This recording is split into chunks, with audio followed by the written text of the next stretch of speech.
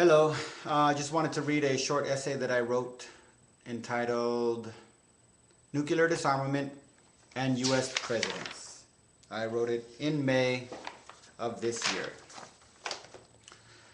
The first hints of sentiment for nuclear disarmament came pretty much right on the heels of the birth of nuclear warfare. Eisenhower, who during World War II was the supreme commander of the Allied forces in Europe and oversaw the close of the war, became the President of the United States for most of the 50s. Whether viewed as practical or irrational, Ike, as he was affectionately referred to, with all his military expertise and experience, was actually opposed, or at least not in favor of, the use of atomic weapons on the Japanese. His great patriotism saw this expansion of war more as a mismanaged use of resources rather than an issue relating to humanity or ethical question. So when he became president, in the new reality that a nuclear arms race, and this is a quote from him, if at one time the United States possessed what might have been called a monopoly of atomic power, that monopoly ceased to exist several years ago. That's from his Atoms for Peace speech, December 8th, 1953. You can find it on AmericanRhetoric.com.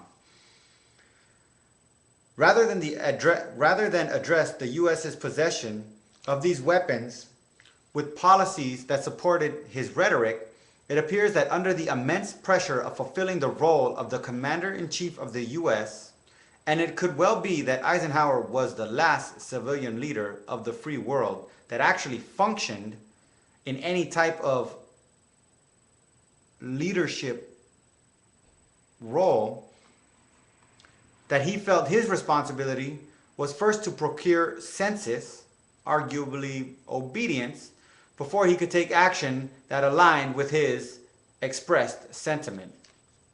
And what was his sentiment?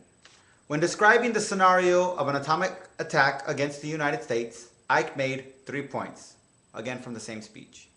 Quote, first, our, the U.S., reaction would be swift and resolute. Second, an aggressor's land would be laid waste.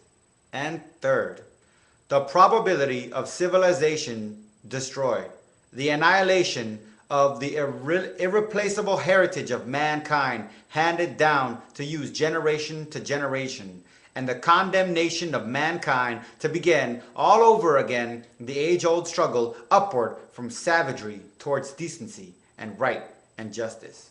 Close quote. 3 points. He expressed in the form of a question his sincere desire to not see such an event realize. Again from the same speech. Could anyone wish his name to be coupled by history with such human degradation and destruction? Despite this comprehensive awareness of the reality of any nuclear exchange, utilizing that era's known nuclear arsenal, he proceeded his sentiment with a stark and dreary fact that the U.S.'s stockpile of atomic weapons, quote, increases daily, unquote. So I believe that Dwight, and I do like Ike, demonstrates a condition or a curse to every president that came after him, the U.S.'s nuclear dynasty. Of while, on the one hand, or within their basic humanity, realizing that the leader who unravels this, who can take the loaded revolver cocked and ready from the temple of civilization, from civilization's temple, will be literally the hero of humanity, and rightly so. On the other hand, mesmerized by the ferocious power that is derived from the threat of nuclear terrorism, captured by the sense of pseudo-divinity, they find, or actually are blind to, the reality that their actions via policy and funding bring the world closer and closer to the doom they hope themselves to prevent, or at least be recorded as prevented. Ike, ever devoted to the U.S., seemed to be convinced that this technology, mastered first by the U.S., his country, could not be inherently evil. For he could see no evil in his U.S. Proposed and essentially gave birth to the global nuclear energy industry, So clouded by this idealistic view of the purity of the actions of the US, while sincerely hoping to facilitate the disarmament of nuclear weapons and prove that nuclear technology, like his United States, could be devoted to saving the world, his actions led to the further proliferation of nuclear technology and the spread of nuclear weapons. But I don't suggest, in fact, emphatically dispute that President Eisenhower was a double-talking politician. I believe that he was one of the greatest presidents to ever sit in that office. His courage has never been seen since. But that is not to say it cannot be exceeded, and it must. From July 16, 1945, the first atomic test, to 1992, the United States' last test on Earth, there were only 2 years that the United States did not test weapons of mass destruction, 59 and 60, during Eisenhower's term and in an extremely volatile political atmosphere. That alone is a demonstration of the degree of courage Ike could muster.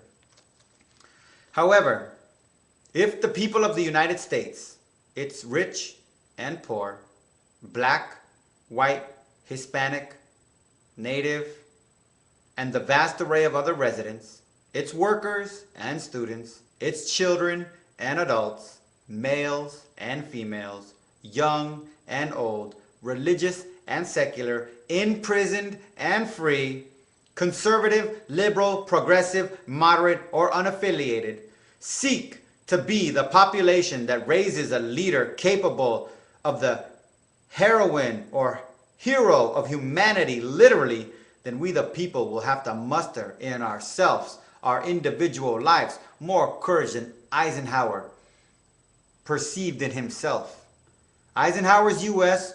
was tormented with fear, battered by war, and could not provide him the direction he lacked to pursue nuclear disarmament, despite his deeply sincere desire to do so. If we, likewise, fail to provide that same desperately needed direction to our leader, whoever it may be, then he or she will fail to connect actions with rhetoric, results with intentions, hope with reality. In one real sense, we the people are the only connection to humanity a president has amidst the hell of bureaucracy and political warfare. When we turn our backs on the president, how can we expect anything to result other than the aftermath of betrayal riddled with regret? If we feel powerless and become powerless, our leader will be stolen and we will be robbed. Thank you very much.